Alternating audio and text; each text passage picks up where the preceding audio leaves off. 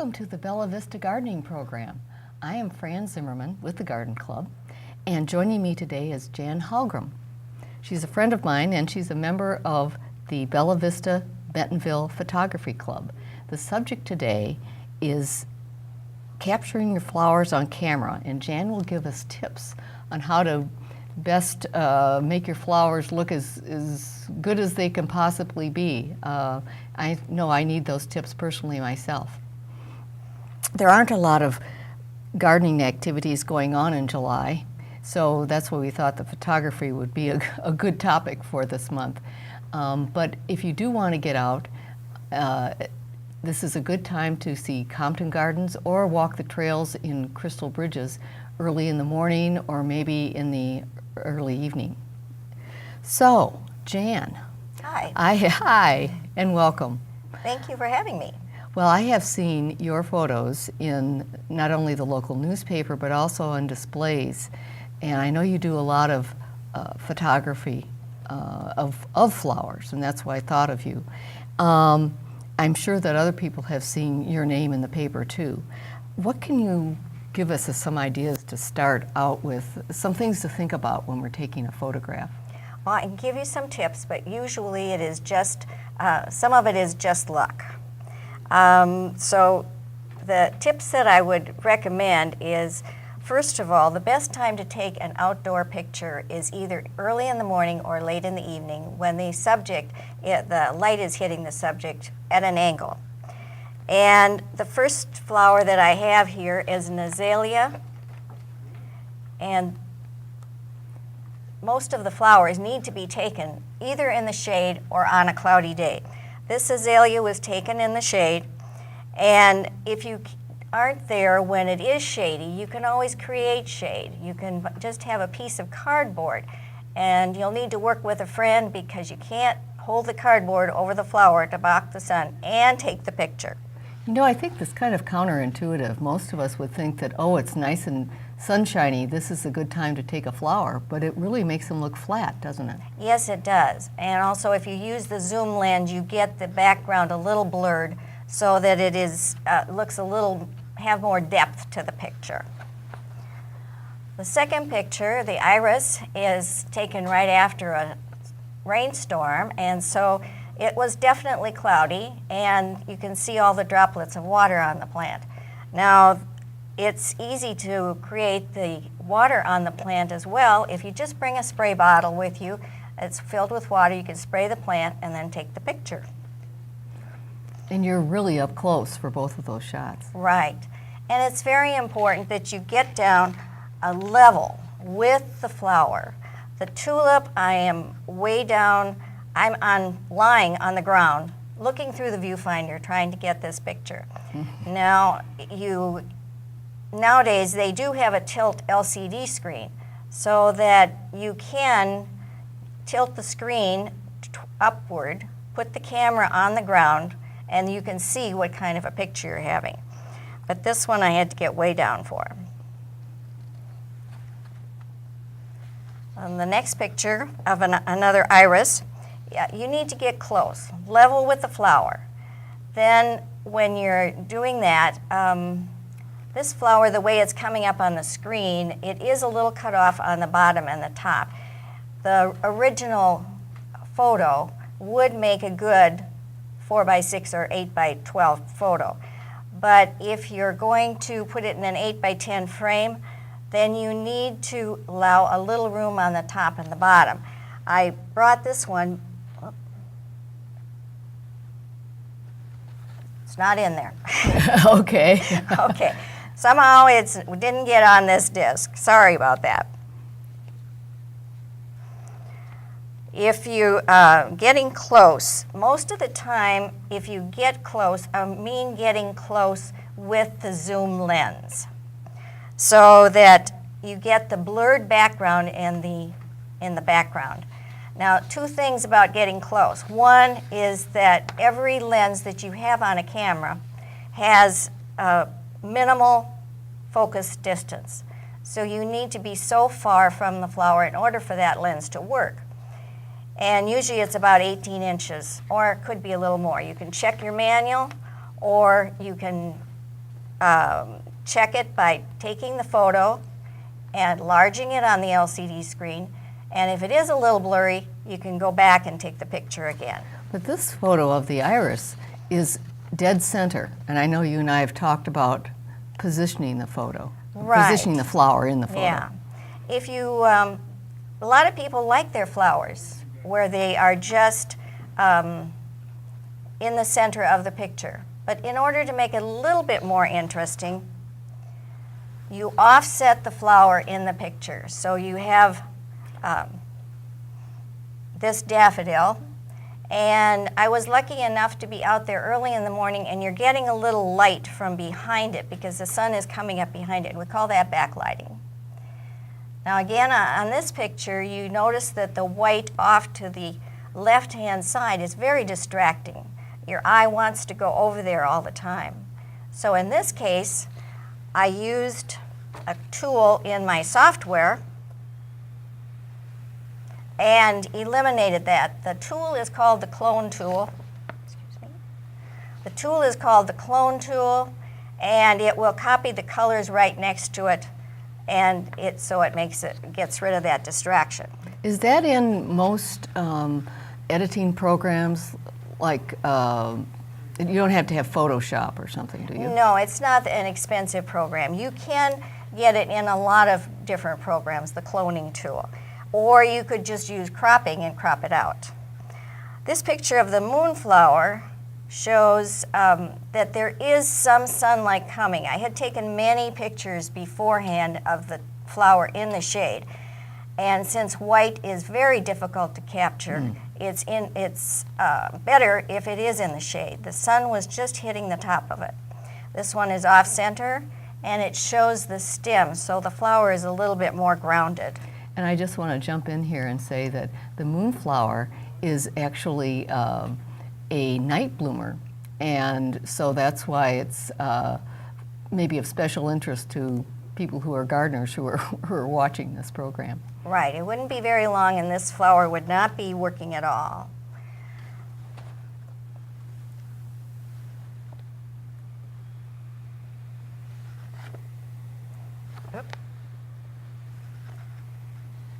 This lily was taken in the shade, but it is only part of the flower, so it gives the photograph a little bit more interest.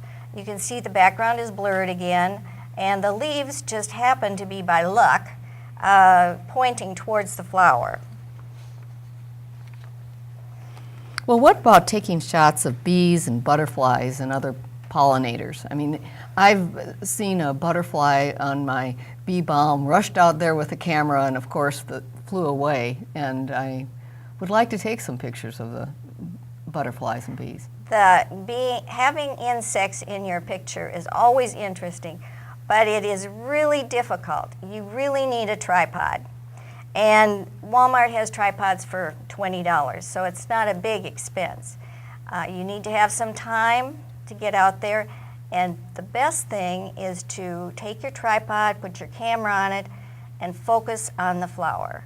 And then you're going to have to wait for the butterfly to land. So you have to know which flowers that they're going to land on, so you know where to focus. And then when you're out there, you just need to take time, or else you need to leave the camera on the tripod, go in the house, and let the insects get used to this other object that's there too. I'd like to point out that Jan has cleverly captured 2 Japanese beetles on this purple coneflower. Right, and I know the garden club doesn't like the Japanese beetles, but I'm into bugs too. Yeah.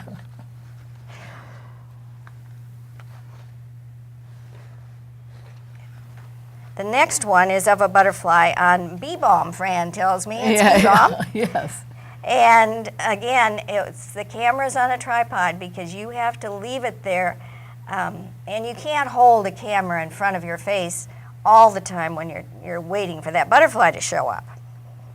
And what about, I mean, this butterfly looks still, but so often they're just fluttering their wings. Right. If you can change your camera in either one of 2 ways, either change the ISO to at least an 800 speed or 1,000 speed, then your camera can easily catch when the wings are still. And you'll probably need to take quite a few pictures in order to get it just right. Or you do have a chance of changing the The burst thing? Oh, the burst thing, thank you. It is a mechanism in the camera. You have to go to the menu to see if you can do it. It will take about 4 or 5 shots at one time. So you just press a button once and it takes 4 or 5 shots. And so one of those, the wings should be pretty sharp. That's good. I suppose that's why they are able to capture racehorses, you know, still too, by taking many shots. Yeah, many shots. Now, what are the toughest things about photographing flowers? There's 2 really difficult times that are hard to take pictures of flowers. One is if there's any breeze at all. And I was down on Highway 71 taking pictures of the wildflowers. And in this picture, I don't know if you can see it on the screen or not, but there was a breeze, and I don't think there's one flower in this whole picture that's sharp. So I had to wait between breezes. It'll come. Yep, there it is. I'm just impatient. So this one, the flowers were right between breezes, and most of them are sharp. It is a lot of flowers, and the eye kind of roams all the way around the picture, so you may like it and you may not like it this way. It may be just too busy for you. I did take one more where there's a single shot, and it's a little bit more restful to look at it that way. Well, what kind of cameras and lenses are important? And then we're also going to talk about using your smartphone to take pictures too. But let's start with a regular camera and the lens. The main and most important thing in a digital camera is the sensor. And the sensor says how many pixels and the size of the pixels that can fit on that sensor. And so if you're shopping for a camera, you want to talk to people that know photography and know cameras to find out if it is a good sensor. And the amount of pixels you need are usually 8 by 10, or for an 8 by 10 picture is about 12. You don't need many pixels for a good 8 by 10 picture. But if you're going to blow it up any bigger than that, or if you're going to submit it to a magazine or a newspaper, you need 18 to 24 pixels. Ah, okay. So many people use their phones, their smartphones, as cameras. I mean, you see it all over the place, and I've seen advertisements showing that they're getting better and better at taking photographs. How does that apply here? Smartphones are used by almost everybody, and of course you always have it with you. I do not use the smartphone very much in taking pictures because I'm using the other camera, but the photographers that I talk to who have been using their smartphones say they're really getting extra good. The phones, there's things that you need to think about when using a smartphone, and that is that the focus system is usually a 2-stage focus system, and so it takes a little longer before the camera is in focus, so it will take a good picture. And then you need to worry about lighting. Do not use the flash if you can help it. Otherwise, have other light sources available. If you're inside, avoid low light, backlighting, or low contrast lighting. Any of those things will affect how the camera takes a picture. And there's lots of video information on the web, so all you need to do is go to the web and type in, how do I take a picture with my smartphone, and they'll bring up videos and lots of information. Oh, that's good to know. Yeah. And you were telling me about an app that is really inexpensive that can be used. What was the name of that app again? It's called Pro App, and it is only about $4. Oh, excuse me, Pro Shot. and it costs about $4, and it'll allow you to control more things that your camera usually does. It controls the ISO, which is the speed, like your film speed, 100 to 400. It controls the exposure time and the white balance, whether it's a cloudy or a sunny day. And I'll put up one last slide. When it comes up, it'll show you that the Pro app, where you can get the Pro Shot app, and it'll also show you the Bella Vista Bentonville Photo Club website, so you can check to see which programs we have coming up. Oh, that's great. That's great. How often do you meet? We meet twice a month. The first meeting is the third Tuesday of the month at 6 o'clock at the Bentonville Library. We usually have a speaker and a short business meeting. The second meeting is the fourth Tuesday. We meet at 6 o'clock at the Bentonville Library, and we work with on the camera and what we can do, like with exposure or some of the other things that need to be. So there'll be a different topic each time. Right. Okay. Okay, that sounds really interesting. What do we look for in a camera sensor when we're buying it? I mean, I have no idea what to ask. Most cameras, new cameras, have the best sensors. They always upgrade to the newest sensor. The one that's in most cameras now is called CMOS, and it will decide how big how many pixels it'll capture. And the pixels are all the little dots on your picture that have information that create the image. So the image will be bigger if you have more pixels. But the sensor is important. So it's just good to get a good idea at your price range and what you want to take pictures of. Okay. Yeah, just go in and with the idea, ask them, this is what I want to take pictures of. And then they'll be able to help me better. Okay, that's great. I think you have some other photos. So we were talking about shooting white. I've had trouble taking pictures of my dogwoods. Yes, dogwoods, this is a pear tree, 3 pear trees in a row, and the camera is not equipped to take pictures of white very well. It looks for edges in order to make a sharp photo, and white being a non-color really, it can't find the edges of the colors. So anything that's white is difficult, and the white, overlapping white, is especially difficult. So you just have to work with your camera on those. If you can get some of the blossoms on a background that's either dark or blue, then it'll show up a lot better. Okay, that sounds great. Okay. Well, thank you very much for all the hints about photography. I think I can do a lot better, and we're going to go out and look for a new camera, so that'll be very helpful. Yeah. And I'll look for it in a smartphone, too. Right now, we're going to be talking about what you do in your garden in July.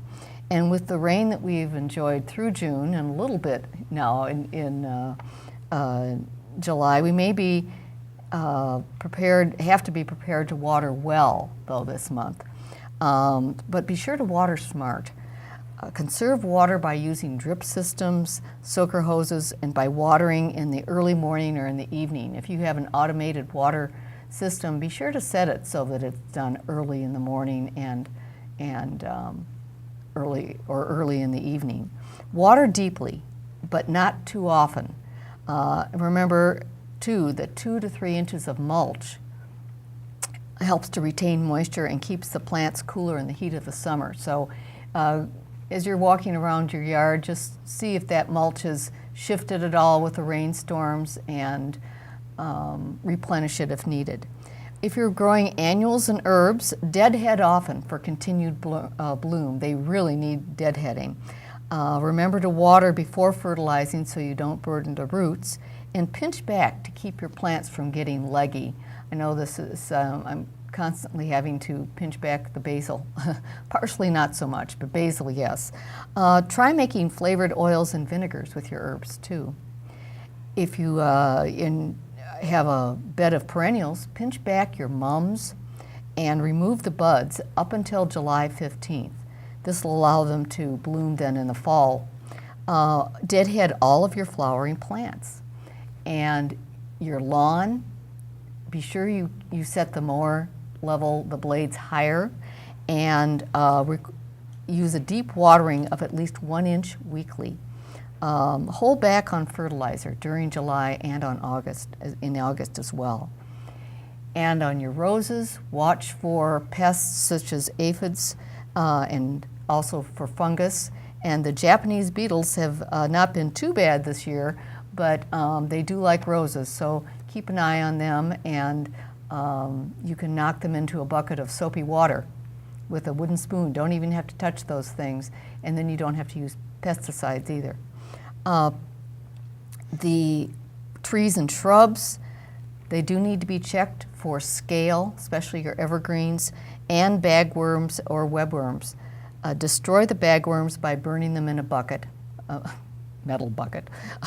And the shrubs and trees planted this spring need to have ample water, so they could really suffer in the hot summer heat. In your vegetable garden, you should really be harvesting quite a bit now, but be sure you pick them early so that they're young and you get the peak flavor. If you have any questions about gardening in July, remember the Master Gardener website, bentoncountygardening.org, is filled with gardening information, and also our Bella Vista Gardening Club .com website has a lot of information on it too. There's a button to click that says Gardening Info, and it's loaded with information and links. The Garden Club itself is taking a vacation over the summer, and our meetings will resume on the 4th Wednesday in September, that's September 28th, at 11 o'clock at United Lutheran Church on Cooper Road and Forest Hills. Thank you, Jan, for joining me today. Well, thank you for having me. It's always fun to talk about pictures, and I love taking pictures of flowers. Oh, that's great. Hopefully we have given some suggestions to make photography a little easier for everyone out there. And I hope you've enjoyed the program too, and tune in again next month. Till then, don't forget to stop and smell the roses.